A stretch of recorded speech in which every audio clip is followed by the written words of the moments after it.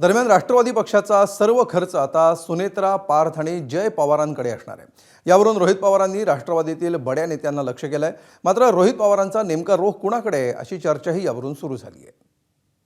पूर्वी ब्युटी पार्लरची जी बिलं निघायची, प्रायव्हेट हेलिकॉप्टरची बिलं जी निघायची, आत्ता कदाचित ती बिलं निघणार नाही एवढं मात्र या ठिकाणी मी सांगतो। त्याच्याचबरोबर मी काही शहाणपण इथं सांगणार नाही, कारण तो पक्ष वेगळा आहे। कदाचित त्या पक्षातल्या लोकांना सुद्धा हे आवडणार नाही आणि माझ्या पक्षातल्या लोकांना सुद्धा हे आवडणार नाही। पण ती यादी बघितल्यानंतर मला असं वाटतं की अजितदादांच्या पक्षामध्ये असे अनेक अनुभवी लोक आहेत, ते अजून सुद्धा सुनेत्रा काकींबरोबर आहेत।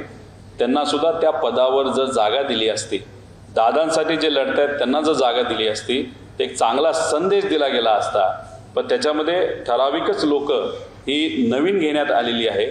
त्यामुळे उद्या जाऊन जर त्याच्यामध्ये काय बदल करता आला तो त्या पक्षाचा विषय असला तरी त्यांनी त्या बाबतीत विचार करावा।